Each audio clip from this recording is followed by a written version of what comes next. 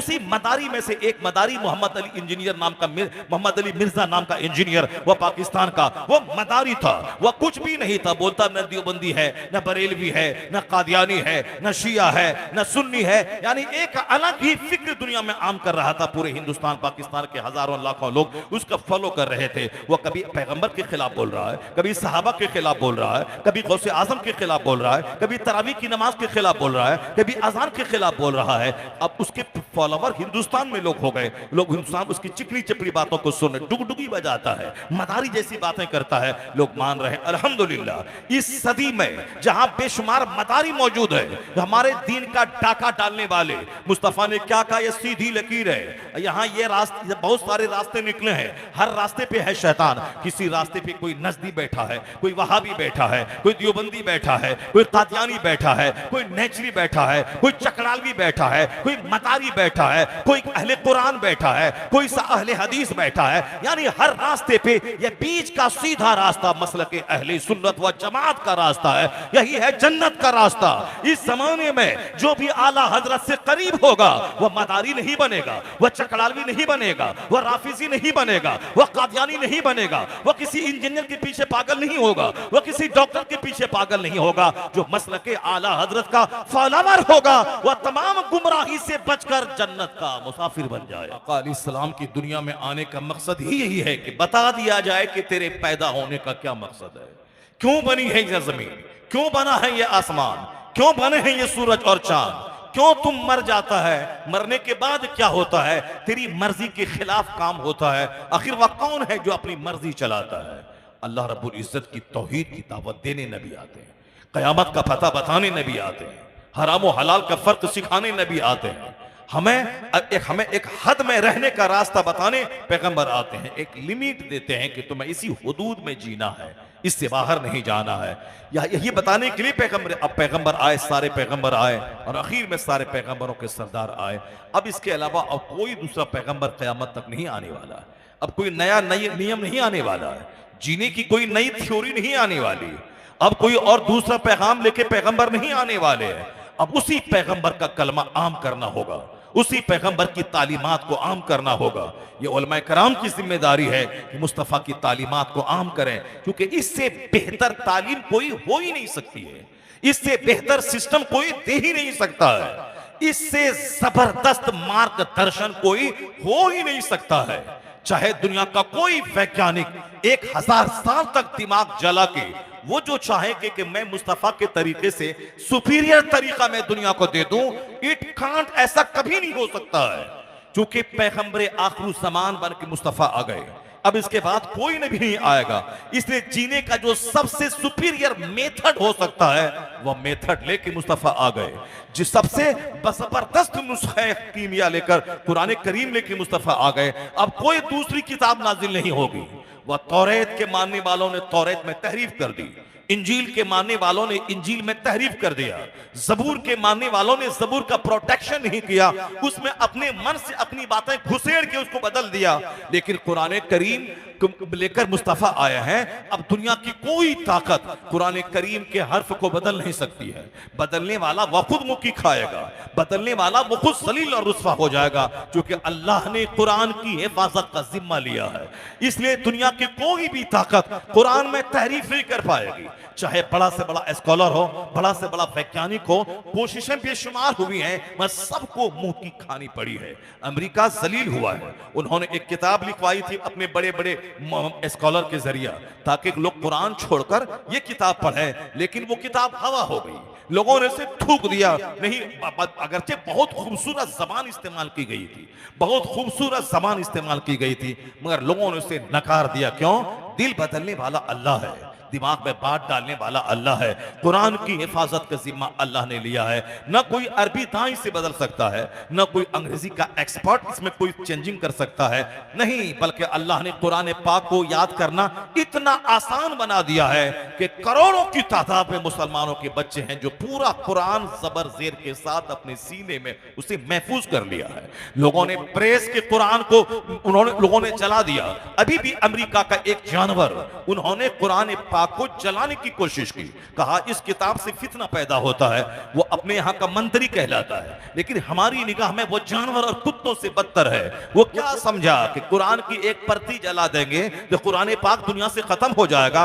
उस खसीस और गजील को मालूम नहीं है कि अगर कुरान के जितने नुस्खे दुनिया में परेज से छपे हैं सारे नुस्खों को मिटा दे, उसके बाद भी कुरान करीम मिटेगा नहीं। क्यों?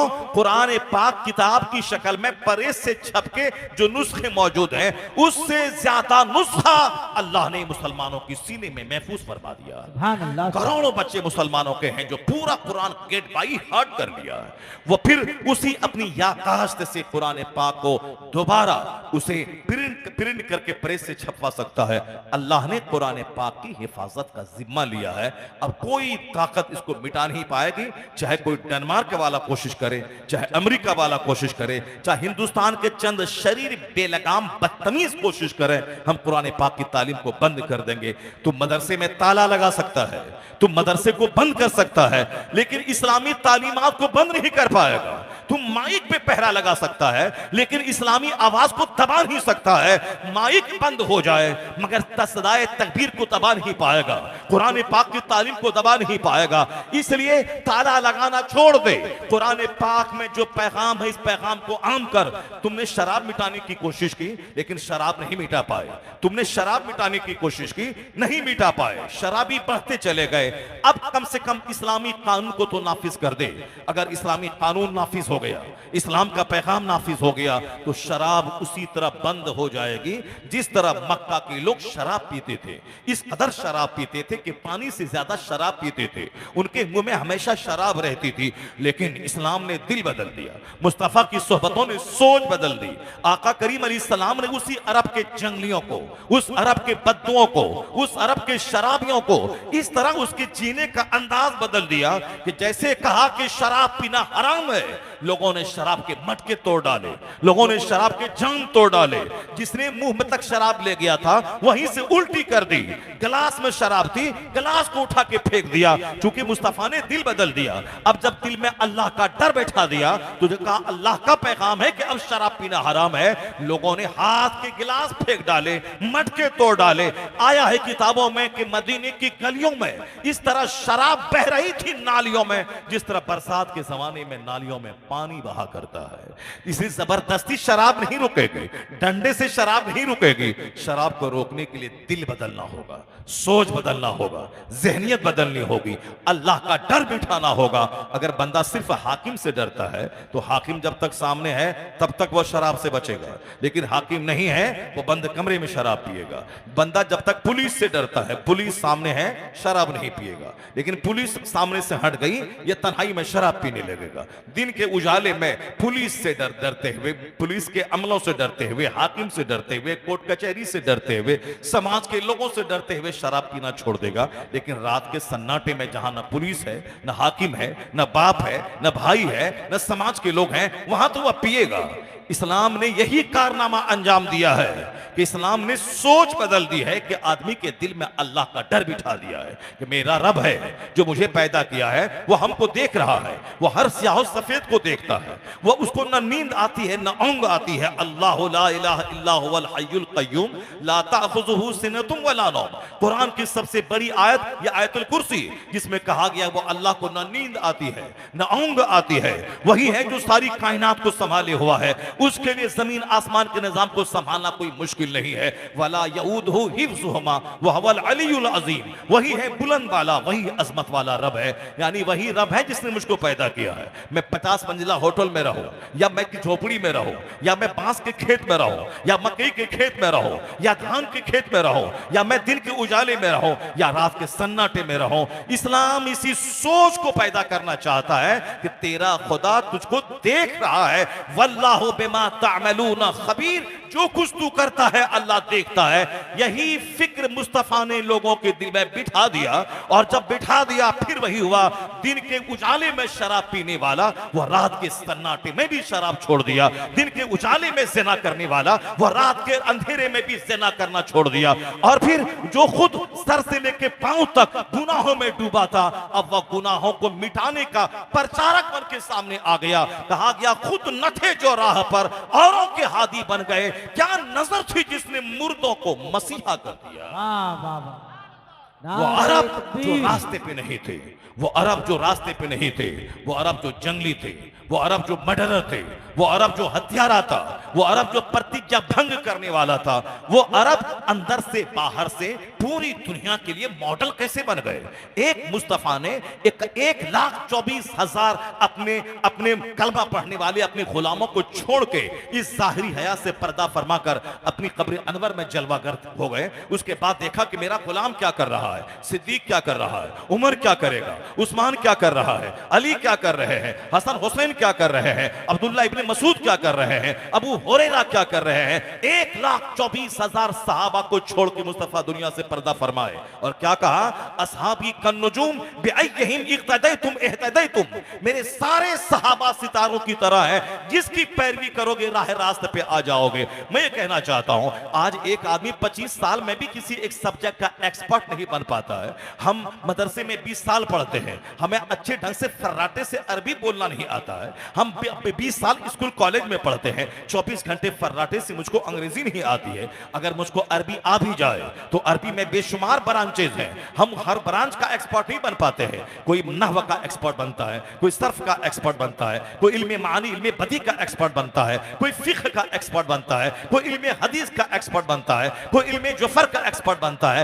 एक बंदा सारे फन का माहिर नहीं हो सकता है, वह तमाम फनों का एक्सपर्ट नहीं हो सकता है। तो हमें एक्सपर्ट बनने में 20 साल लग जाते हैं, हमें एक्सपर्ट बनने में 25 साल लग जाते हैं, हमें फर्राटे से अंग्रेजी बोलने के लिए 40 साल लग जाते हैं, हमें किताब लिखने की प्रैक्टिस करने के लिए हमें 20 साल लग जाते हैं, हमें साहब एक अच्छा पॉलिटिशियन बनने के लिए हमें 50-60 साल की जिंदगी दरकार होती है, कामयाब जिंदगी, कामयाब पॉलिटिशियन बनने के लिए। लेकिन ये बताइए कौन सी दरजगाह थी, कौन सी निगाह थी, कलमा पढ़ा, चंद दिन रहा, निगाहों से निगाहें मिली, उसके बाद मुस्तफा ने उसे एक्सपर्ट बना दिया। क्या फन्ने हर्ब का माहिर उसे बना दिया, उसे यमन का काजी बना के भेज दिया और आज बिल्कुल सबसे आखिरी दर्जे का सहाबी। कुल्लम वादल्लाहुल हुस्ना, सारे सहाबा से अल्लाह ने जन्नत का वादा किया है। जिसने भी मुस्तफा को हालत ईमान में देखा और जिसका भी इंतकाल वसाल हालत ईमान में हो गया, सारे सहाबा जन्नती है। अब तुम 1400 साल के बाद पैदा होने के बाद कोई थर्मामीटर और लेकर के कोई मेजरमेंट लेके ये नापने की कोशिश मत करना कि फला ऐसे हैं, फला ऐसे हैं, फला को इस इल्म की कमी नहीं है, फला में ये खराबी है, फला को ये करना था, फला को वो करना था। 1400 साल के बाद पैदा होने वाला ये कमजोर उस चूठी की जमात के लोगों को जो सबको मुस्तफा ने माहिर बना दिया है। असहाबी कन्नजो, मेरे सारे सहाबा सितारों की तरह है। ये नहीं कहा कि अबू बकर सितारों की तरह है, सिर्फ उसकी पैरवी करना। उमर सितारे की तरह है, वहां से रोशनी मिलेगी। अब्दुल्ला इब्ने उमर सितारे की तरह है, वहां से रोशनी मिलेगी। नहीं, सारे सहाबा सितारों की तरह है। वो मुस्तफा की जात थी, जिसने जिसके करीब जो भी आया उसे सितारा बना दिया, उसे चमकीला बना दिया। वो खुद अंधेरे में डूबे थे, मगर मुस्तफा ने ऐसा उजाला कर दिया कि वह खुद दूसरों के लिए मॉडल बन गए, वह कायनात के लिए उजाले के प्रतीक बन गए, वह रोशनी का भंडार, रोशनी का प्रकाश वाहक बन गए। यानी एक बार मुस्तफा को देखा, मुस्तफा ने वो पिला दिया कि वह अपने फन का एक्सपर्ट और माहिर बन गए। इसीलिए कहा गया है, आला हजरत ने फरमाया, या रसूल अल्लाह, चमक तुझसे पाते हैं सब पाने वाले, मेरा दिल भी चमका दे चमकाने वाले। नारे तकबीर, नारे रिसालत, मसलके आला हजरत, तालीमाते आला। सारे सहाबा सितारों की तरह जिसकी जिंदगी को अपने लिए आप मॉडल बना लें, सबकी जिंदगी में नूर नजर आएगा, सबसे रोशनी मिलेगी, सबसे हिदायत मिलेगी। अब अगर कोई सहाबा में हजरत अमीर मुआविया रज़ी अल्लाह ताला अन्हु का इस्तिस्ना कर दे, उनको सहाबी ना माने, उनको अपने मन के हिसाब से कुछ कहे, वो जाए जहन्नम में जाए। वो जहन्नम में गया जो उनसे मुस्तगनी हुआ, वो जहन्नम में जाए, जहन्नम में जाए। मगर हमारा अकीदा महफूज है अल्हम्दुलिल्लाह। हम खुदा की जात पे ईमान रखते हैं, हम मुस्तफ़ा पे ईमान रखते हैं, हम मुस्तफ़ा के अहले बैत से प्यार करते हैं, हम मुस्तफ़ा के सारे सहाबा से प्यार करते हैं, हम तमाम अहले बैत से प्यार करते हैं, हम हजरत हसनैन करीमैन से मोहब्बत करते हैं, हम उनकी शहादत उनकी कुर्बानी को हिर्ज़े जां बना के रखते हैं, हम औलिया सालिहीन से मोहब्बत करते हैं, हम तमाम अइम्मा से प्यार करते हैं, लेकिन इमाम आज़म की पैरवी करते हैं। ये तरीका आज की तारीख में किसने हमें दिया है? आज इस उजाड़पन के जमाने में जो जिसको चाहा उसकी पैरवी की और गुमराह हो गया। कोई नाचने वाला तबला बजाने वाला मदारी सामने आता है, वह यूट्यूब पर अपना एक चैनल खोलता है और वह मदारी वाला काम करता है। अब बहुत सारे लोग उसकी डुगडुगी को देखकर उसकी पैरवी करके तबाह बर्बाद हो जाते हैं। उसी मदारी में से एक मदारी मोहम्मद अली इंजीनियर नाम का मोहम्मद अली मिर्जा नाम का इंजीनियर, वह पाकिस्तान का वो मदारी था। वह कुछ भी नहीं था, बोलता न देवबंदी है, न बरेलवी है, न कादियानी है, न शिया है, न सुन्नी है, यानी एक अलग ही फिक्र दुनिया में आम कर रहा था। पूरे हिंदुस्तान पाकिस्तान के हजारों लाखों लोग उसका फॉलो कर रहे थे। वो कभी पैगंबर के खिलाफ बोल रहा है, कभी सहाबा के खिलाफ बोल रहा है, कभी गौसे आजम के खिलाफ बोल रहा है, कभी तरावी की नमाज के खिलाफ बोल रहा है, कभी अजान के खिलाफ बोल रहा है। अब उसके फॉलोवर हिंदुस्तान में लोग हो गए। लोग हिंदुस्तान उसकी चिकनी चपड़ी बातों को सुन, डुगडुगी बजाता है, मदारी जैसी बातें करता है, लोग मान रहे हैं। अल्हम्दुलिल्लाह इस सदी में जहां बेशुमार मदारी मौजूद है, हमारे दीन का डाका डालने वाले, मुस्तफा ने क्या कहा, ये सीधी लकीर है। यहाँ ये रास्ते, बहुत सारे रास्ते निकले हैं, हर रास्ते पे है शैतान। किसी रास्ते पे कोई नजदी बैठा है, कोई वहाबी बैठा है, कोई देवबंदी बैठा है, कोई कादियानी बैठा है, कोई नेचरी बैठा है, कोई चकड़ालवी बैठा है, कोई मदारी बैठा है, कोई अहले कुरान बैठा है, कोई अहले हदीस बैठा है। यानी हर रास्ते पे ये बीच का सीधा रास्ता मसलक अहले सुन्नत व जमात का रास्ता है, यही है जन्नत का रास्ता। इस जमाने में जो भी आला हजरत से करीब होगा वह मदारी नहीं बनेगा, वह चकड़ालवी नहीं बनेगा, वह राफिजी नहीं बनेगा, वह कादियानी नहीं बनेगा, वह किसी इंजीनियर के पीछे पागल नहीं होगा, वह किसी डॉक्टर के पीछे पागल नहीं होगा। जो मसलक आला हजरत का फॉलोवर होगा वह तमाम गुमराही से बचकर जन्नत का मुसाफिर बन जाएगा। अल्लाह सुभान अल्लाह। यही सीधा रास्ता है।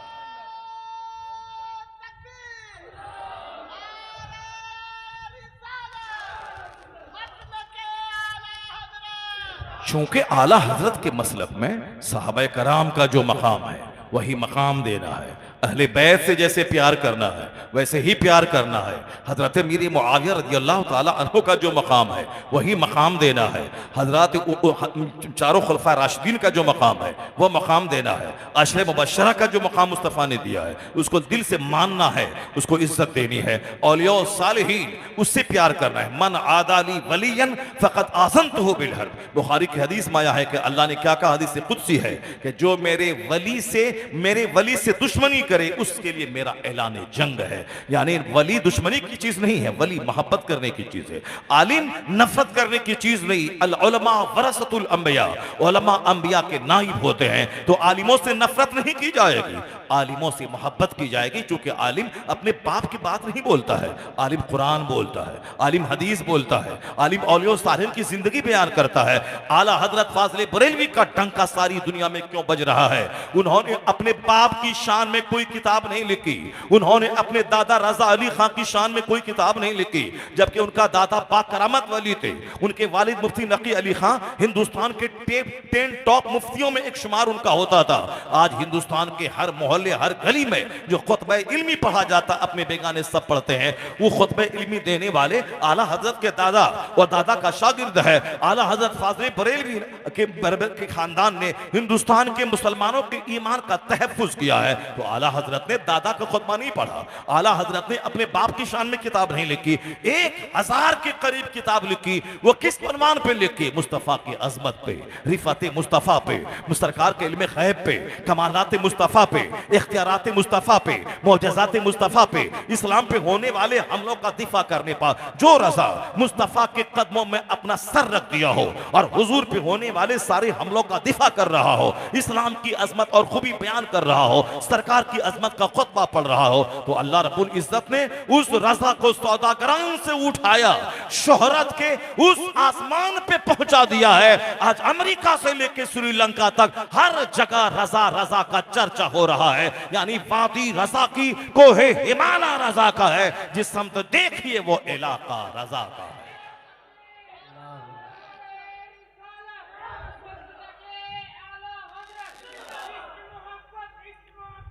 मसलके आला हजरत में मसलक आला हजरत में मोहब्बत रसूल का पैगाम दिया गया है, मसलक आला हजरत में इश्क रसूल का पैगाम दिया गया है, मसलक आला हजरत में नमाज रोज़े हज व ज़कात यानी शरीयत की पैरवी करने का पैगाम दिया गया है।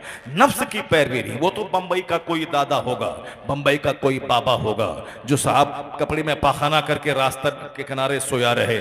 लोग कहते हैं कि अपने ज़माने का मजलूम है, ये अपने ज़माने का अब्दाल है। इस्लाम इस तरह के अंधकार का आदेश नहीं देता है कि साहब किसी को भी मान ले, नहीं, इस्लाम एक कसौटी देता है। जो मुस्तफ़ा के लाए हुए तरीके पर अमल कर रहा हो वही हमारा है, और जो उस तरीके से हटकर कोई नया तरीका दुनिया वालों को दे रहा हो उसके वह बेसलेस है, वह अर्थहीन है, वह बेमाना है, वह मीनिंगलेस है, उसको नहीं माना जाएगा। ए मेरी कौम, सरकार दो जहां की सीरत, सरकार की आमद पे खुशियां, अपने घरों में झंडी लगाना, अपने घरों को लाइटिंग देना, गलियों को सजाना, यह सारा पैगाम आला हजरत फाजिल बरेलवी ने इस सदी में दिया है। क्योंकि 100 साल पहले लोग 12 वफात कहते थे, लेकिन आज ईद मिलादुन नबी का चर्चा हर जबान पे जारी है। क्यों? आला हजरत ने 100 साल कहा था, 100 साल पहले कहा था, अर्श पे ताजा छेड़छाड़, फर्श पे तुरफा धूमधाम, काम जिधर लगाइए तेरी ही दास्तान है। रजा ने कहा था, खाक हो जाए अदू जलकर मगर हम तो रजा,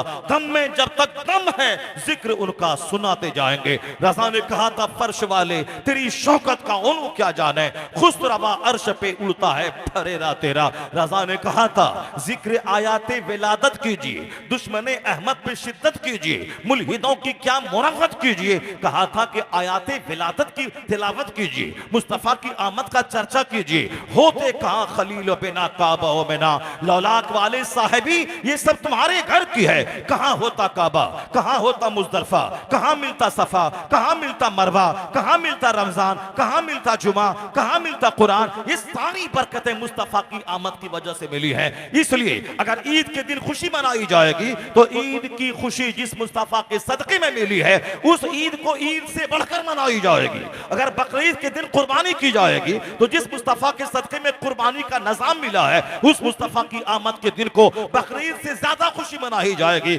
इसलिए मुस्तफा की आमद का जो दिन है वह दिन जाने ईद है, वह रूहे ईद है, वह कंजे ईद है, क्योंकि जाने कायनात की आमद का दिन है, रूहे कायनात की आमद का दिन है। यह पैगाम आज के इस भटके हुए माहौल में अगर कोई दे रहा है तो वह मसलक आला हजरत दे रहा है। ये पैगाम कोई दे रहा है तो आला हजरत का खानदान दे रहा है।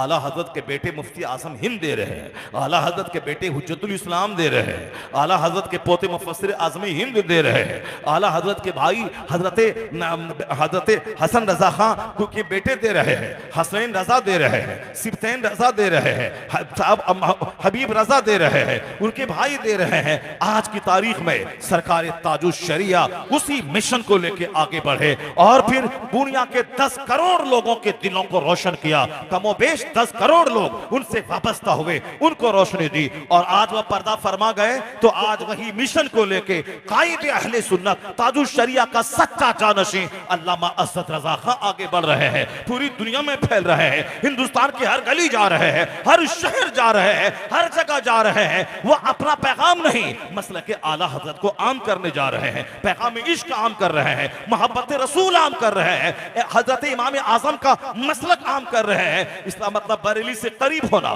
कायदे अहले सुन्नत से करीब होने का मतलब मसलक इमाम आजम से करीब होना, मसलक आला हजरत से करीब होना, मसलक गौसे आजम से करीब होना, यानी सहाबा अहले बैत से करीब होना। जो उनसे जुड़ा मुस्तफा से करीब हो गया, खुदा से करीब हो गया।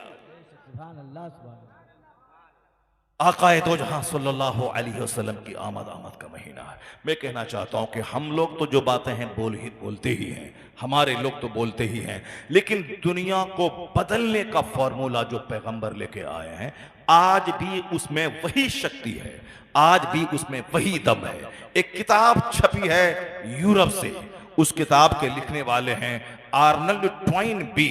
उन्होंने उस किताब में लिखा है, हमने नहीं लिखा है, हमारे किसी पीर साहब ने नहीं लिखा है, हम लोग तो जो सीधा सच्चा सिंपल इस्लाम का पैगाम है उसको तो आम कर ही रहे हैं और अपने लोगों को उस पैगाम पर अमल करने का पैगाम देते हैं। प्रेरित करते हैं, मोटिवेट करते हैं, तरह तरह की मिसालें देकर, तरह तरह से समझाकर।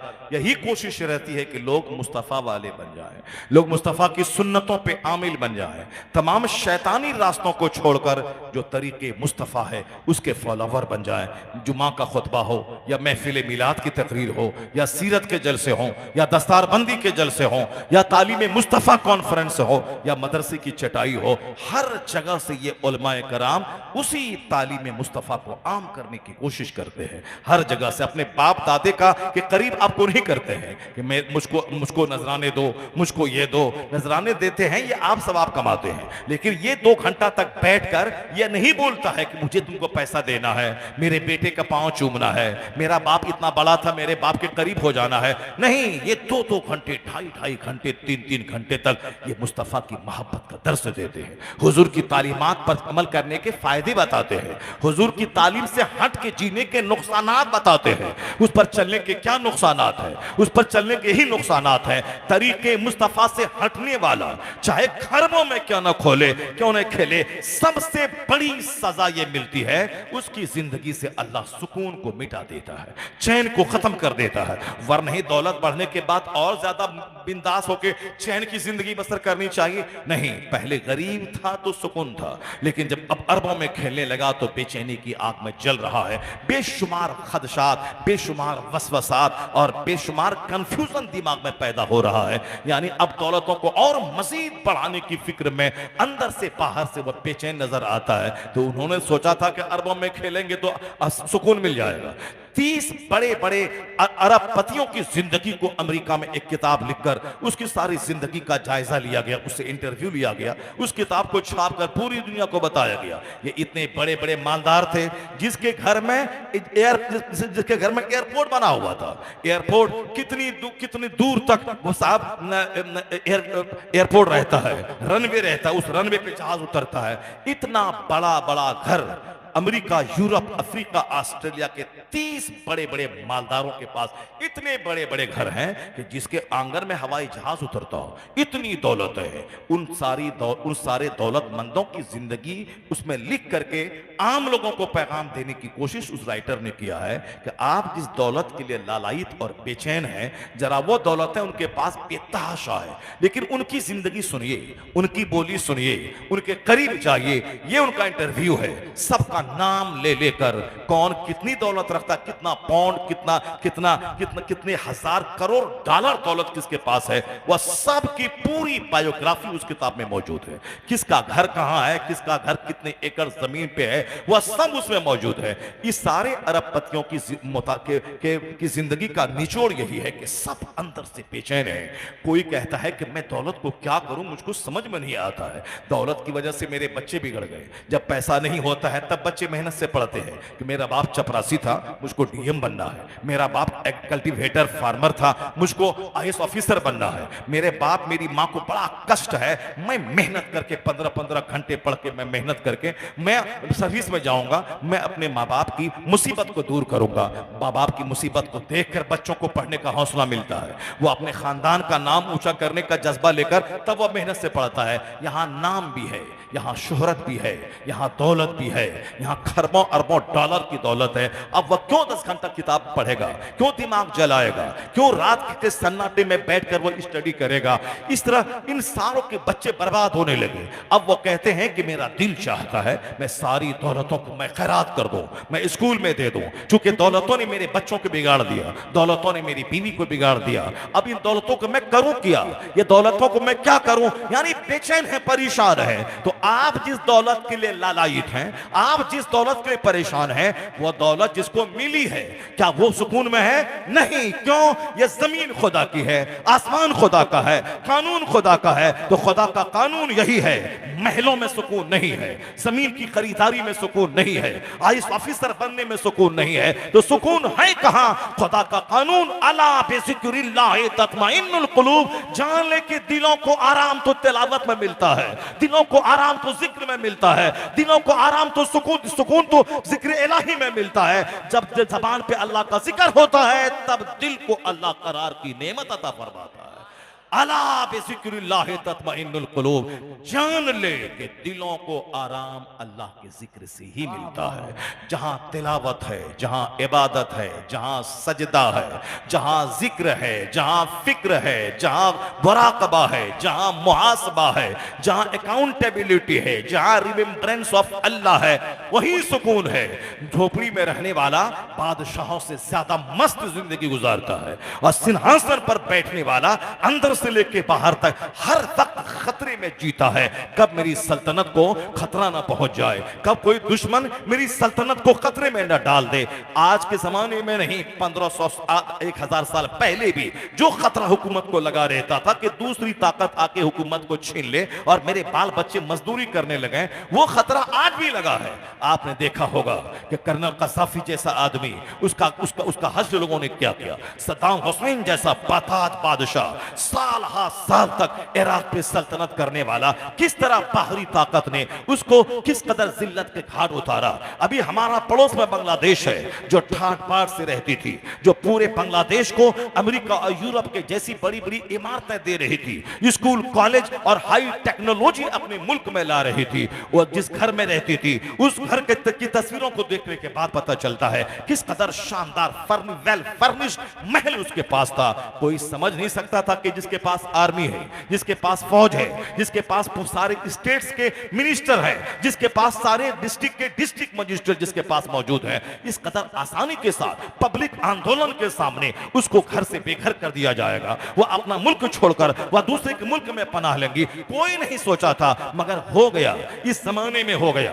वह मिट्टी के जमाने में नहीं, 500 साल पहले नहीं, 1000 साल पहले नहीं, उस जमाने में जबकि गन और पिस्तौल और साहब F-16 का जमाना नहीं था। इस जमाने में, गन के जमाने में, F-16 के जमाने में, बम के जमाने में, साहब इस जमाने में जो आधुनिक हथियार के जमाने में, कई लाख फोर्सेस की मौजूदगी में जब पब्लिक आंदोलन, अवामी तहरीक जब उठती है तो बादशाहत खतरे में रहती है। यही डर हमेशा बादशाहत की कुर्सी पे बैठने वाले को हमेशा रहता है। जैसे हिंदुस्तान के राजा को भी डर है, कल अगर मेरे खिलाफ वोटिंग हो गई तो अब मेरा क्या बनेगा। गृह मंत्री को भी डर है, मेरे खिलाफ वोटिंग हो गई तो मेरा क्या होगा। बिहार के मुख्यमंत्री को भी डर है, अगर कल नवंबर में होने वाले इलेक्शन में अगर मैं हार गया तो फिर मेरा क्या होगा। ये डर रहता है। जहां डर हो वहां सुकून नहीं मिलेगा, जहां डर हो वहां करार नहीं मिलेगा।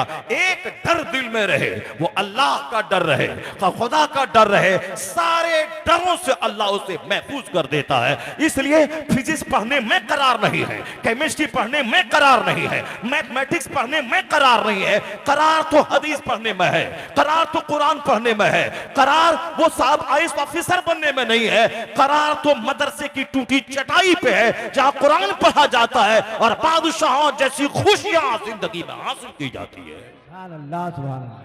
अल्लाह रब्बुल इज्जत ने करार यहां रखा है। लोग इसे हिकारत की निगाह से देखते हैं। सुकून यहां रखा नहीं। देखा आपने एक आलिम दीन 10,000 रुपये महीना कमाते हैं, मगर उसकी पगड़ी को देखें देखते रह जाए, उसके जुब्बे को देखें देखते रह जाए, उसकी शेरवानी को देखें देखते रह जाए। जब वह जुमा के दिन अमामा बांध कर हाथ में असा लेकर जब वह मिंबर पे जाके खुतबा देता है, ऐसा लगता है जैसे एक कमांडर इन चीफ है जो रियाया को ललकार रहा है। ऐसा लगता है जैसे कोई राजा है जो अपनी कौम से मुखातब हो रहा है। ये बताएं कि आमदनी मामूली सी है, मगर चेहरा हरा है, मुश्क अंबर लगा रहे हैं, ये शेरवानी पहन रहे हैं। उनके कमरे में 50 बोतलें अब साहब मुश्क और अंबर और ऊद की रखी हुई है। जो 1000 बीघा जमीन जोतने वाले के कमरे में एक ऊद की बोतल नहीं मिलेगी, उसके यहाँ एक कायदे की टोपी नहीं मिलेगी, मगर यहाँ 5000 10,000 कमाने वाला यह चेहरा उसका हरा भरा रहता है। इस हरियाली के पीछे पैसे का दखल नहीं है, इस हरियाली के पीछे जमीन का दखल नहीं है, इस हरियाली के पीछे मकान का दखल नहीं है, इस हरियाली के पीछे मुस्तफा के दीन की खिदमत का दखल है। हुजूर ने दुआ की थी, न तरल्लाहु अमरन मन समिअ मिन्ना हदीसन फबल्लगहु कमा समिअ। आका फरमाते हैं अल्लाह उसे हरा भरा रखे जो मेरी हदीस सुनता है, दूसरों को सुनाता है। ये हदीस रसूल की खिदमत का इनाम है कि आज मदरसे में मामूली सी कमाई करने वाला, कॉलेज का 2 लाख महीना कमाने वाला प्रोफेसर से ज्यादा मजे की जिंदगी गुजारता है। क्यों? इसलिए कि उनको ढेर प्रॉपर्टी खरीदने की कोई फिक्र नहीं है, उनको महल बनाने की फिक्र नहीं है, उनको एक ही फिक्र है, ईमान बचाऊं, नमाज बचाऊं, अमाल बचाऊं, ईमान की हालत में मर के कब्र में मुस्तफा की जियारत करने पहुंच जाऊं, ईमान बचाऊं, अमाल बचाऊं, नमाज रोजे हज और ज़कात बचाऊं, मरने के बाद जन्नतुल फिरदौस में मुस्तफा के पड़ोस में जगह पाने में कामयाब हो सकूं। यहां रिटायरमेंट के बाद 50-50 लाख रुपए रिटायरमेंट में मिलते हैं, फिर भी बंदा हज नहीं कर पाता है। यहां आदमी एक टीचर की नौकरी किया, रिटायर करने के बाद 50 लाख रुपए उसको मिले, मगर उसके मुकद्दर में हज नहीं था, उनके मुकद्दर में मदीने की हाजिरी नहीं थी। मगर ये 5,000 कमाने वाला इमाम साहब, पता चला कि 5 उम्रा कर लिए हैं, पता चला कि 1 हज कर लिए हैं। चाहे हज कराए, चाहे जैसे भी हो, कोई दूसरा आदमी करवा दे या अपने ही नजराने के पैसे बचा के कर ले, चाहे दूसरा आदमी मदीना भेज दे, चाहे खुद अपने पैसे से जाए, तो एक करोड़ कमाने वाला वह मदीना देखने के लिए तरस रहा है, और ये 10,000 कमाने वाला 5 बार मदीना जा रहा है, आ रहा है, रमजान मदीने में गुजार रहा है। इसका मतलब यह निकला कि मुफलिसी में भी मदीने का सफर हो जाए, जिस पे सरकारे दो आलम की नजर हो जाए, जिस पे सरकारे दो आलम की नजर हो जाए। इतना गिरह बांध कर रख लें कि आप जो अपने बाल बच्चों के बारे में उम्मीद लगाते हैं, मेरा बच्चा पढ़ेगा लिखेगा, डॉक्टर बनेगा, इंजीनियर बनेगा, प्रोफेसर बनेगा, आईएएस ऑफिसर बनेगा, खूब मजे की जिंदगी गुजारेगा, अल्लाह की कसम ये सच नहीं है। मजे की जिंदगी नहीं गुजारेगा। हाँ, डीएम बनाइए, प्रोफेसर बनाइए, मास्टर बनाइए, इंजीनियर बनाइए, सब बनाइए, मगर सबसे पहले आशिक रसूल बना दीजिए, सबसे पहले उसके दिल में मोहब्बत रसूल पिला दीजिए, ताकि वह डीएम की कुर्सी पर बैठने के बाद किसी फिल्म के एक्टर का गुलाम नहीं रहे, वह मुस्तफा जाने रहमत का गुलाम रहे। वह जान ले या दुनिया की मेहनतें या नौकरियां सिर्फ दुनिया तक महदूद हैं, मरने के बाद अगर कोई चीज काम आने वाली है वह मुस्तफा की मोहब्बत काम आने वाली है। मरने के बाद कोई चीज काम आने वाली है वह शरीयत मोहम्मदी पे अमल काम आने वाला है। यह बात तो हर माँ बाप पे लाजिम है कि अपने बच्चों की घुट्टी में पिला दे। आला हजरत की माने उन्होंने एक बड़ा जबरदस्त संदेश दे दिया है। अपने बाल बच्चों को भी बताइए, खुद अपने आप को बताइए, यही बताइए कि हम नहीं जानते हैं किसी आइंस्टाइन को, हम नहीं जानते किसी शेक्सपियर को, हम नहीं जानते किसी साहब हेनरी फोर्ड को, हमें नहीं सरोकार है किसी अमिताभ बच्चन से, हमें नहीं सरोकार है किसी शाहरुख खान से, हमें नहीं मतलब है किसी नीतीश कुमार से। हाँ, वो मुख्यमंत्री है, ठीक है, प्रधानमंत्री है, ठीक है, इलेक्शन का मौका आएगा, हमारे पास एक वोट है, हम अपना वोट ऑनेस्ट और अच्छे आदमी को दे देंगे, बस वहीं तक। राजनीति में गर्दन तक पिलना नहीं है, झंडा उठा के अपने आप को विनाश के कगार पर पहुंचाना नहीं है, उनका झोला ढोकर अपने आप को तबाह बर्बाद नहीं करना है, बल्कि वोट उसको दे देना है। डीएम बन के अपने डिस्ट्रिक्ट की सेवा करनी है, प्रोफेसर बन के कॉलेज में सब्जेक्ट पढ़ाना है, लेकिन दिल की गहराई से मानना उसी को है, वही जो मकसद हयात का नुस्खा लेके आया है, जो हमें प्रभुल इज्जत का रास्ता बताने आया है, जो हमें खुदा से करीब करने आया है। उन्हें जाना, उन्हें माना, ना रखा गैर से काम, लिल्लाहिल हम्द, मैं दुनिया से मुसलमान गया। मुमकिन है कि प्रोफेसर बनने के बाद ईमान लूट जाए, मुमकिन है कि नेता बनने के बाद बंदा काफिर हो जाए, मुमकिन है कि डीएम बनने के बाद अल्लाह रब्बुल इज्जत का इनकार कर बैठे, मुमकिन है कि एक लड़का का चेहरा हमारी बेटी को काफिरा बना दे, मुमकिन है कि मेरा बेटा पढ़ के इंजीनियर बना, एक लड़की का चेहरा देखकर उसको हासिल करने के लिए काफिर हो जाए।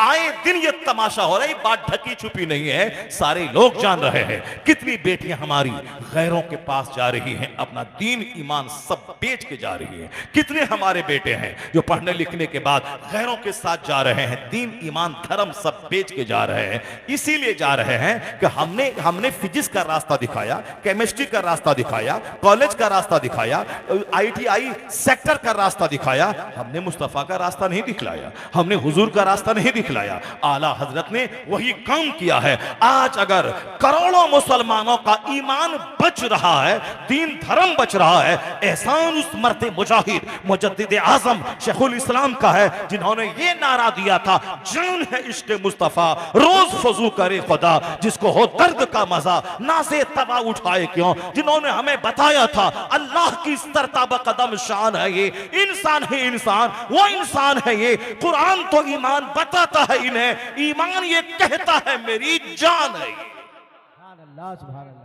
नारे तकबीर, नारे रिसालत, मसलके आला हजरत, तालीमाते आला हजरत। आर्नल्ड टॉइनबी बहुत बड़ा पढ़ा लिखा स्कॉलर है, उसने एक किताब लिखी है, उस किताब में उन्होंने इस्लाम के एक चैप्टर को उन्होंने जगह दिया है। वो लिखा है कि आज मगरिब यानी वेस्टर्न कंट्रीज, जिसमें अमेरिका यूरोप सारे मालिक हैं, जिसमें नॉर्वे, कनाडा, मॉरिशस और जिसमें ब्रिटेन, जर्मनी, ये सारे ममालिक हैं वेस्टर्न। वेस्ट मतलब पश्चिमी मगरिबी ममालिक, वेस्ट मिडिल ईस्ट का मतलब ये अरब के 25 से 30 ममालिक, ये मिडिल ईस्ट हो गए, और उसके पीछे आगे जो है वह सब वेस्ट कंट्रीज हैं, America, Europe, Holland, Norway, France, Germany, Britain, वह सब वेस्ट हैं। वेस्टर्न कल्चर का मतलब मगरिबी तहजीब, वेस्टर्न का मतलब पश्चिमी संस्कृति, वेस्टर्न कल्चर का मतलब मगरिबी तहजीब, अंग्रेजी तहजीब, वेस्टर्न कल्चर। आज वो वेस्टर्न कल्चर का दबदबा है पूरी दुनिया में। अंग्रेज चले गए हिंदुस्तान से, मगर अपनी गुलामी की छाप छोड़ के चले गए। आज उर्दू बोलने वाले को वैल्यू नहीं है, लेकिन अंग्रेजी वो बोले तो उसको इज्जत की निगाह से देखा जाता है। हिंदुस्तान के JNU का कोई प्रोडक्ट हो, कोई वैल्यू नहीं है, लेकिन ऑक्सफोर्ड और कैम्ब्रिज का प्रोडक्ट हो, उसको इज्जत की निगाह से देखा जाता है। आप भी देखते हैं और लोग भी देखते हैं। हिंदुस्तान के मिनिस्टर का, अक्सर मिनिस्टर का बेटा या तो ऑस्ट्रेलिया में पढ़ता है, या अमेरिका की बर्कली यूनिवर्सिटी में पढ़ता है, या फिर ब्रिटेन में ऑक्सफोर्ड और कैम्ब्रिज में पढ़ता है, क्योंकि वहां से पढ़ के आने वाले को इज्जत की निगाह से देखा जाता है। साहब राहुल गांधी कहां से कैम्ब्रिज से पढ़ के आए हैं, साहब अखिलेश यादव कहां से पढ़ के ऑस्ट्रेलिया से इंजीनियरिंग करके आए हैं, यानी विदेश से जो पढ़ के आए उसको इज्जत की निगाह से देखा जाता है। हम आमतौर पर ऐसा ही होता है। उस मुल्क का एक जबरदस्त राइटर वो लिखता है कि हमने बहुत तरक्की कर ली है टेक्नोलॉजी की दुनिया में, साइंस की दुनिया में। जाहिर सी बात है, ये माइक्रोफोन जिससे मैं बात कर रहा हूँ, यह डेविड हक्स ने इसका आविष्कार, इसकी इजाद किया है। यह रहने वाला इंडिया का नहीं था, मिडिल ईस्ट का नहीं था, अरब ममालिक का, ये रहने वाला 7 समंदर पार यूरोप का है। यह हवाई जहाज पे चल के हम आज आपके बीच में आगे, वरना कल की रात में मैं कहा था, नागपुर से भी 80 किलोमीटर दूर हिंगन घाट एक जगह है, वहां कल हमारी 2 से ढाई घंटे के दरमियान तकरीर हुई। बहुत जबरदस्त मजमा। लोगों ने कहा कि मेरी उम्र 53 साल हो रही है, 53 साल की उम्र में मैंने इस तरह की इस्लाही और इस तरह की मालूमाती तकरीर मैंने नहीं सुनी। लोगों ने अपने हिसाब से अपने हिसाब से कहा। अगर मैं बहुत छोटा सा खतीब हूं, मगर मैं कोशिश करता हूं कि जो जिस तरह की जबान समझ रहा हो, नई नस्ल को जो अंग्रेजी से प्रभावित है, स्कूल कॉलेज के माहौल से प्रभावित है, कंटेम्परेरी नॉलेज से प्रभावित है, चूंकि मैंने खुद अंग्रेजी में, इंग्लिश में MA किया है, इंग्लिश में ऑनर्स किया है, मैंने खुद मैट्रिक में 400 बच्चों में टॉप किया है, मैंने खुद इंटरमीडिएट में 10-20 कॉलेज में मैंने टॉप किया है। चूंकि हमारा एक कैरियर स्कूल कॉलेज से भी जुड़ा हुआ रहा, और शुरू में फारसी की पहली से लेकर बुखारी शरीफ तक मदरसे से भी जुड़ा हुआ रहा है, इसलिए मैं जानता हूं कि लोगों के दिमाग किस तरह के क्वेश्चन अराइज होते हैं, किस तरह की बातें उसके दिमाग में आती हैं। मैं उसी तरह से समझाने की कोशिश करता हूं, बताने की, ताकि लोगों के दिलों में इस्लाम की गिरती हुई जो मोहब्बत है, वह मोहब्बत दोबारा वापस आ जाए। अपने पैगंबर से सच्चा प्यार करें, अपने मजहब में सच्चा विश्वास और आस्था रखें। वह जान ले इस साइंसी चमक दमक के बावजूद भी इस्लाम का अपना अलग महत्व है, इस्लाम के उसूल का अपना एक अलग उसका इंपॉर्टेंस है। इतना तो जान लीजिए आप, हमारा बेटा स्कूल कॉलेज का साइंस पढ़ने के बाद मौलवी को बुरा समझता है, मदरसे को बुरा समझता है, मगर उसी यूरोप का एक दानिश्वर लिखता है, it must be owned that all the knowledge, whether of physics or astronomy or astrology or mathematics, which flourished in Europe from the 10th century, was originally derived from the Arabian schools, and the Spanish Saracen may be looked upon as the father of European philosophy. ये हिंदुस्तान का कोई बेढंगा नहीं लिखा है जो नाचता है, कूदता है, ऐसा हो गया, वैसा हो गया, हमारा दिन आ गया, ये हो गया, हम दबा देंगे, काट देंगे, मार देंगे। ये बेढंगे नहीं, वह यूरोप का हाईली क्वालिफाइड आदमी, जो बहुत बड़ा पढ़ा लिखा आदमी है, वो क्या लिखता है? ये जो दुनिया में वैज्ञानिक उन्नति, साइंसी तरक्की हुई है, वो साइंसी तरक्की किससे हुई है? इल्म तबइयात, इल्म नजूम, इल्म फल्कियात, यानी physics, chemistry, biology, zoology, botany, astrology, astronomy और जबरदस्त मैथमेटिक्स के जरिए ये वैज्ञानिक तरक्की हुई है। वो कहते हैं ये सारे उलूम अरबी मदरसों से लिए गए हैं। जानकर चौंक जाए कि वो कौन मौलवी नहीं बोलता है, बल्कि जॉन डेविनपोर्ट कहते हैं ऑल नॉलेज, ये सारे उलूम अरबी मदरसों से लिए गए हैं। वो आखिरी बात कहते हैं, द स्पेनिश सेरेसन may be looked upon as the father of European philosophy. वो क्या कहते हैं कि अरब के लोग जो स्पेन में जाके हुकूमत कर रहे थे और वहां जाके जो मकतब और वहां तहकीकी इदारे कायम कर रहे थे, इन लोगों ने जो वहां इल्म का उजाला फैलाया, मकतब और मदारिस को कायम किया, ये अरब के उलमा, उनका जुमला है, ये अरब के उलमा, द स्पेनिश सेरेसन, यानी स्पेन के अरबी जानने वाले उलमा, ये यूरोप की साइंस के बाप कहे जाने के मुस्तहिक है कि इन लोगों ने साइंसी इल्म को जन्म दिया है। The Spanish Saracen may be looked upon as the father of European philosophy. European philosophy का मतलब यूरोप की साइंस, उसके फादर कहे जाने के लायक हैं कौन? वह लोग जो अरब के उलमा, स्पेन में जहां 1000 साल तक मुसलमान की सल्तनत रही, जो मुसलमान इस्लाम का क्रीम पीरियड माना जाता है, जिस जमाने में एक एक मुसलमान के घर में हजारों हजारों किताबें रहती थी। ये जो लाखों किताबों से इस्लामी लाइब्रेरी आबाद है, ये सारी किताबें उसी जमाने में लिखी गई, हर फन की किताबें लिखी गई, लाइब्रेरी और मदरसों, स्कूल, कॉलेज पे जोर दिया गया। तो अब ये बताइए कि एक यूरोप का दानिश्वर कहता है ये मदरसा है जो यूरोप की साइंस को जन्म दिया है, ये अरब के उलमा हैं जिन्होंने साइंस का जो जनक कहे, फादर कहे जा सकते हैं। पर हमारे लोगों की सोच क्या है, हमारे लोग क्या बोलते हैं, उसको सुनिए। पढ़ने से ताल्लुक रखता है, जैसा माहौल बच्चों को देंगे, जैसा एनवायरनमेंट देंगे, जैसी बातें उनके सामने बार बार करेंगे, वही सोच पैदा होगी। चूंकि हमारे सामने सोच है आलिमों की नफरत वाली सोच, जलसा जुलूस से क्या होने वाला है, मदरसा से क्या फायदा होने वाला है, तकरीर सुनने से क्या हो जाएगा, तकरीर सुनने से क्या होने वाला है, ये निगेटिव सोच हमारी है। इसीलिए हम पापी, मेरे बच्चे महापापी, हम आलिम से नफरत करने वाले, मेरे बच्चे आलिम से महा नफरत करने वाले। यानी हम जिस तरह का सराउंडिंग माहौल अपने बच्चों को देते हैं, उसी तरह का माहौल बच्चे लेते हैं। मैंने मदीना शरीफ की मस्जिद नबवी शरीफ में रमजान में देखा कि कराची का एक अरबपति, वो खुद मौजूद था, उसके 3 बेटे मौजूद थे उनके साथ में। मैं कुरान पढ़ रहा था, बैठा हुआ, वो तीनों तरावी जमात के साथ, उनकी जमात खत्म होने के बाद 12 बजे रात में वो लोग पढ़ रहे थे। मैंने उसके एक बेटे से कहा कि तुम लोग कहां से आए? हम लोग कराची से आए हैं, पाकिस्तान से आए हैं। कहा हम लोग अपने घर में 10 दिन में तरावी खत्म कर चुके हैं, हमारा 3 भाई है, तीनों भाई हाफिज कुरान है। मैंने कहा क्या मदरसा है तुम्हारा या मदरसा खोल के चलाते हो? कहा नहीं नहीं, हमारा कपड़े का बहुत बड़ा बिजनेस है, हमारे वालिद साहब ये हैं, बिल्कुल मौलाना की तरह लगते हैं, मौलाना है नहीं वो, बिल्कुल दाढ़ी लंबी, बरकाती टोपी, पंजाबी पायजामा। वो कहते हैं हमारे बहुत बड़ी दुकान है कपड़े की, मेरे वालिद साहब उसको चलाते हैं, और हम लोग 3 भाई हैं, तीनों भाई को मेरे बाप ने हाफिज कुरान बनाया है, हम हाफिज कुरान हैं, और हम लोग सब भाई उसी दुकान में बिजनेस करते हैं। और मदीना शरीफ हर साल हम लोग आते हैं, यहाँ मस्जिद नबवी में एक खत्म कुरान तरावी में पढ़ते हैं, घर में तरावी पढ़ के आए हैं, वहां घर में 10 दिन में खत्म करके आए हैं। अब यहाँ मदीना शरीफ में रहेंगे, यहाँ से ईद करने के बाद हम लोग निकलेंगे। ये बताएं कि हमारी सोच क्या है, कि सीमांचल की सोच क्या है, बिहार की सोच क्या है, हिंदुस्तान की सोच क्या है। हिंदुस्तान की सोच क्या है? जो मालदार होगा उसका बेटा हाफिज नहीं बनेगा, जो मालदार होगा उसका बेटा और इंजीनियर, डॉक्टर, प्रोफेसर बनेगा। मौलाना मौलवी बनने से क्या होता है? मौलाना मौलवी बनने के बाद एक मस्जिद में इमामत करेगा, 5000 रुपये महीना कमाएगा। इमामत क्यों करेगा भाई?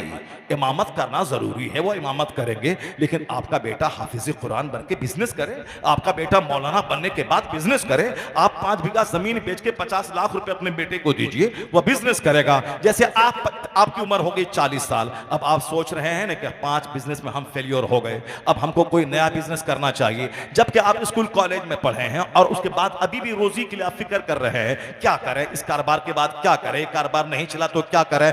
जब एमए करने के बाद भी रोजी के लिए सोचना है या कुछ नहीं पढ़ने के बाद भी रोजी के लिए सोचना है, तो मौलाना बनने के बाद भी रोजी के लिए सोचना है, मौलाना पढ़ने के बाद भी सोचना है, हाफिज कुरान बनने के बाद भी रोजी की फिक्र करनी है। हमें कल्टीवेशन करना है, बिजनेस करना है, हमें कोई सामान की मैन्युफैक्चरिंग करनी है। अभी एक मौलवी साहब से मेरी मुलाकात गुजरात में, कहा जिस मकान में आप बैठे हुए हैं इस तरह का 50 मकान मेरे पास मौजूद है इस शहर में। मैंने कहा मौलवी साहब बिहार का रहने वाला गुजरात में आकर के ये 50 मकान का मालिक बन गया है, अरबों रुपए का मालिक बन गया है। कहा हाँ हाँ, हमने यहाँ आने के बाद इमामत की है और दूसरा सब काम किया है, फिर मैंने बिजनेस शुरू किया है। बिजनेस मैंने शुरू किया है, कौन सा बिजनेस शुरू किया है? मैंने जमीन की खरीदने का, जमीन के बेचने का मैंने बिजनेस किया है और आज अल्हम्दुलिल्लाह 50 मकान इस शहर में हमारा है, इसमें मैं रहता हूं, वो सारे मकानात हमारे हैं। तो ऐसा नहीं कि मौलवी साहब बनने के बाद सिर्फ आप मस्जिद में बैठ जाएं तो उसके बाद फिर आप बैठने का पैगाम नहीं देता है इस्लाम का। आप बिजनेस कीजिए, आप जॉब में जाइए, आप आलिम बनने के बाद आप पीएचडी कीजिए, थीसिस लिखिए, उसके बाद साहब आप जाइए। हाँ देखिए हमारे नारे तकबीर, नारे रिसालत, काजी सीमांचल, हुजूर काजी सीमांचल अल्लामा मुफ्ती जुबैर अहमद साहब किबला सिद्दीकी, उलमाए अहले सुन्नत हज़रत अल्लामा मुफ्ती शहरियार रज़ा साहब किबला, नारे तकबीर, नारे रिसालत। देखिए अब मुफ्ती साहब की बात तशरीफ ले आए, उनका खिताब होने वाला है, आप लोग जम के बैठेंगे। बस अब मैं अपनी तकरीर ख़त्म कर रहा हूँ, ज़रा गौर से सुनिए आखिरी बात हमारी कि आप अपने बच्चे को आलिम बनाइए, आलिम बिजनेस करें, उसके बाद वो बिजनेस करें, उसके बाद वो बिजनेस करें, उसके बाद वो जॉब में जाएं, उसके बाद वो सर्विस में जाएं। अब आलिम बनने के बाद वो एमए करें, पीएचडी करें, उसके बाद सब नौकरी में जाएं, टीचर। इस बार हजारों उलमाए कराम बीपीएससी कंप्लीट करके जॉब में गए। हमारे मदरसे में एक मैथमेटिक्स का एक्सपर्ट टीचर हमने रखा उसको, वो कहते हैं कि हम भी बैठे थे बीपीएससी मगर मेरा सिलेक्शन नहीं हुआ, जबकि वो फिजिक्स में एमएससी किया है, मैथमेटिक्स में एमएससी किया, मैथमेटिक्स का माहिर वो आदमी।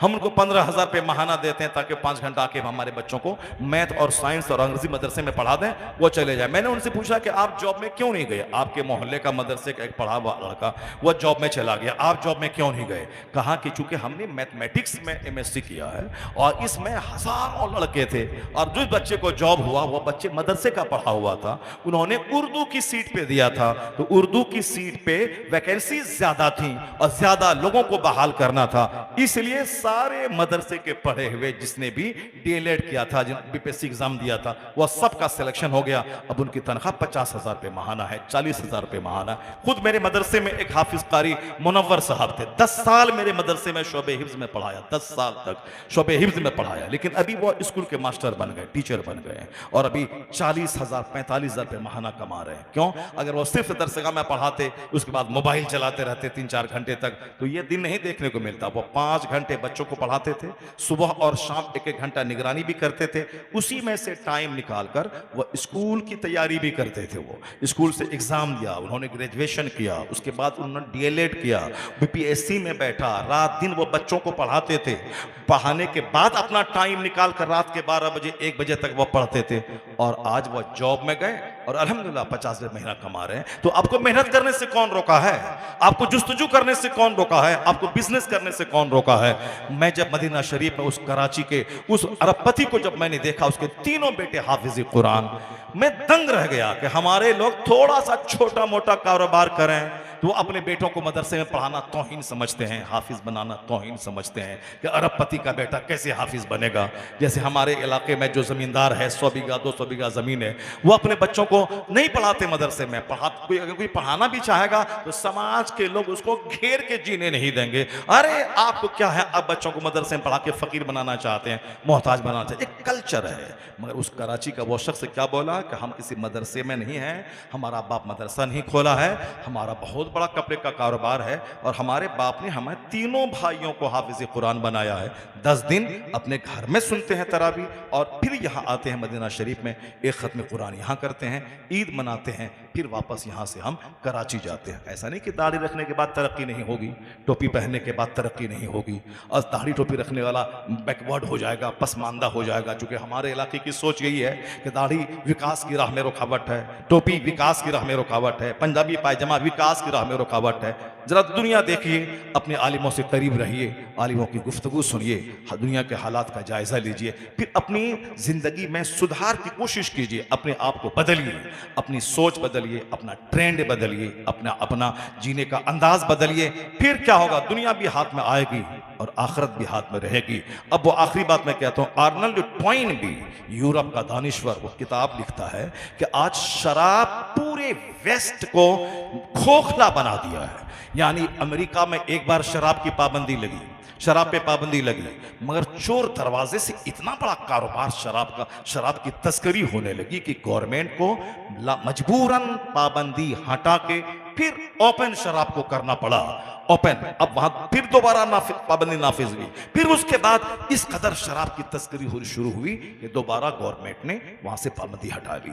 अमेरिका में, ब्रिटेन में, फ्रांस में आमतौर पर शराब पानी की तरफ पी जाती है, आमतौर पर।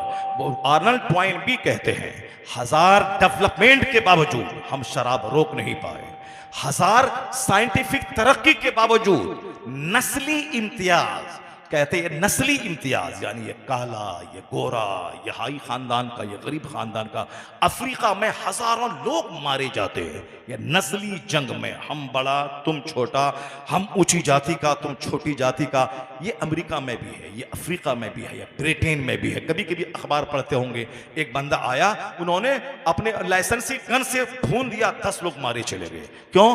कहते हैं कि ये साहब स्वेत क्लास से आते थे या निचले दर्जे से आते थे, उन्होंने सारे गोरों को भून के मार दिया, गोरों को मार दिया। अफ्रीका में एक गोरा आया, कालों को मार दिया।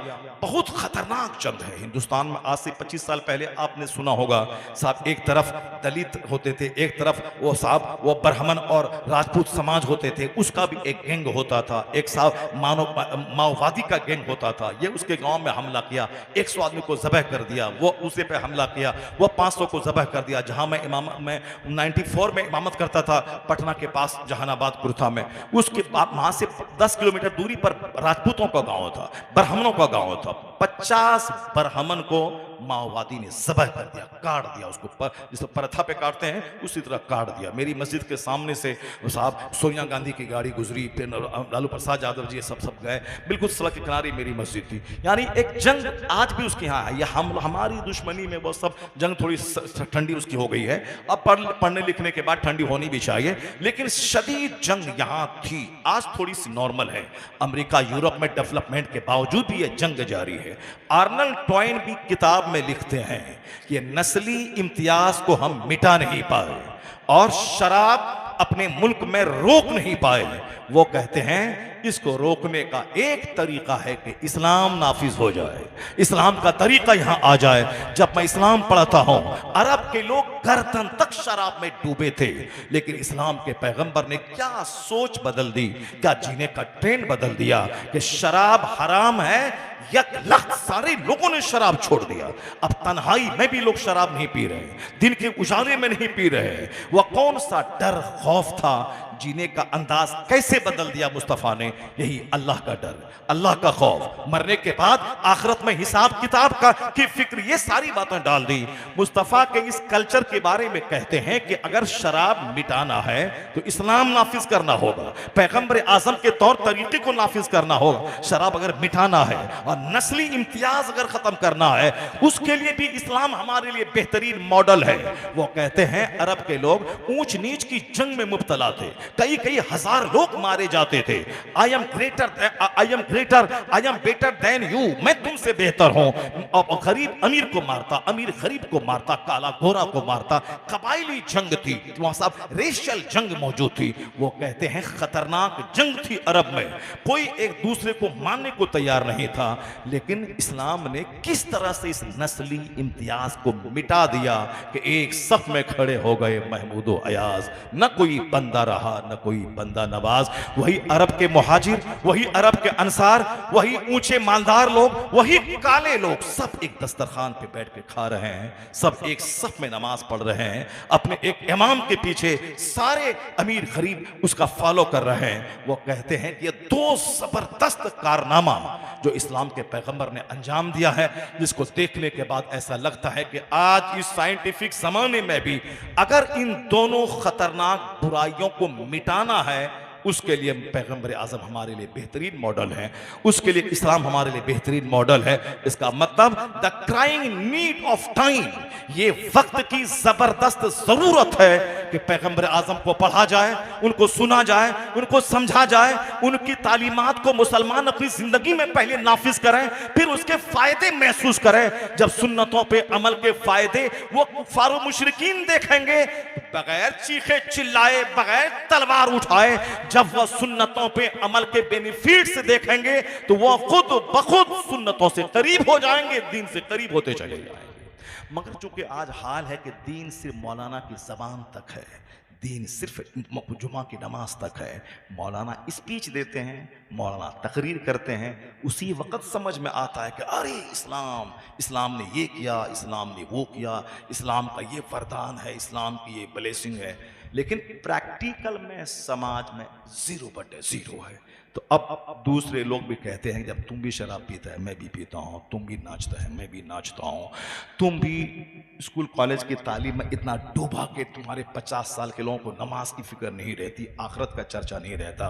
जैसे मैं जीन्स पहनता हूँ वैसे तुम पहनते हो, जैसे मैं टी शर्ट पहनता हूँ वैसे तुम पहनते हो, जैसे मैं दाढ़ी मूछ मुड़ता हूँ वैसे तुम मुड़ते हो, तो तुम्हारे जीने का सारा अंदाज मेरी ही तरह है। तो कैसे तुम बोलता है कि मैं सुपीरियर हूँ, कैसे तुम बोलता है कि मैं जन्नती हूँ, कैसे तुम बोलता है कि मैं जन्नत जाऊँगा, कैसे बोलता है? कम से कम ट्रेंड बदलना होगा। ये बात तो सच है कि कलमा पढ़ने वाला, इस्लाम पर ईमान लाने वाला मुसलमान है, मुसलमान जन्नत जाएगा, चाहे 1 करोड़ साल तक वो जहन्नम में जले के बाद जाए, चाहे फजले इलाही से पहले दिन से जाए, वो जाएगा। लेकिन ये क्या गारंटी है कि आपका खात्मा ईमान पर होगा? ये क्या गारंटी है कि आप मरते वक्त जबान पे कलमा पढ़ के मरेंगे? अरब का एक आदमी इतनी जबरदस्त खिदमत की इस्लाम की, इस्लाम पे होने वाले सारे एतराजात का जवाब दिया उसने, मगर उसके लिए खाने काबा का इमाम दुआ कर रहा था कि अब चाहे ये मौलाना जो करे, इस किताब लिखकर इसने जन्नत खरीद ली है, उसके लिए जन्नत तय है। अरबी जबान में जबरदस्त किताब लिखी, वेस्टर्न के लोगों के जरिए जितने भी एतराजात इस्लाम पे होते थे सबका सेटिस्फैक्टोरी आंसर, तशफ़ी बख्श जवाब उसने दिया। अजहर मिस्र में, जो दुनिया की सबसे बड़ी दरसगाह है, वहां उसके लिए दुआएं होती थी। ऐसी किताब आज तक नहीं लिखी गई जो इस मॉडर्न लबो लहजे में, अरबी जबान में, चूंकि वो अरब का पैदा होने वाला था, जिसके लिए इमाम हरम दुआ करें, जिसके लिए अजहर मिस्र के सारे एक्सपर्ट दुआ करें।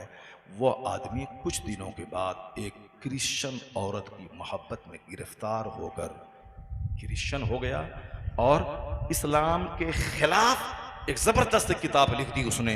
लोगों को नफरत दिलाने का काम इस्लाम के ताल्लुक से करने लगा। इसलिए ये कहना कि हम आज टनाटन हैं, मरते दम तक टनाटन रहेंगे, ये नहीं। बस हमेशा अल्लाह से रोते रहिए, अल्लाह के सामने दुआ करते रहिए, अल्लाह के सामने भीख मांगते रहिए। जब इतने बड़े बड़े पढ़े लिखों का हालत खराब हो गया तो हम लोगों को शैतान को चकमा देने में कितना टाइम लगेगा, लेकिन अल्लाह से जैसी उम्मीद रखेंगे, दुआ करेंगे, रोएंगे, गिड़गिड़ाएंगे, ईमान के ताल्लुक से फिक्रमंद रहेंगे, तो अल्लाह तबारक व तआला मरते वक्त आपकी ज़बान पे कलमा जारी फरमा देगा। मसलक आला हजरत इस ज़माने में एक ज़बरदस्त मेथड है, ज़बरदस्त तरीक़ा है, उस तरीक़े को अपनाते रहिए, उस तरीक़े को दिल से लगाइए, अपने बाल बच्चों के दिल में मसलक आला हजरत की मोहब्बत डालिए। दीन ईमान के महफूज रहने का इस ज़माने में इससे बेहतर तो कोई तरीका हमको समझ में नहीं आता है। अल्लाह तबारक व तआला हमको आपको सबों को अपने नबी मोहतरम से प्यार करने की तौफीक अता फरमाए। जरा जोर से बोले आमीन। अल्लाह ताला हमें अपने नबी को पढ़ने, नबी की सीरत समझने की तौफीक अता फरमाए। अपने घरों में नबी के तौर तरीके, नबी की सुन्नतों, नबी की तालीमात को नाफिज करने की कोशिश करने की तौफीक अता फरमाए। आमीन। व आखिरु दाअवाना अनिल हम्दुलिल्लाहि रब्बिल आलमीन। अस्सलामु अलैकुम।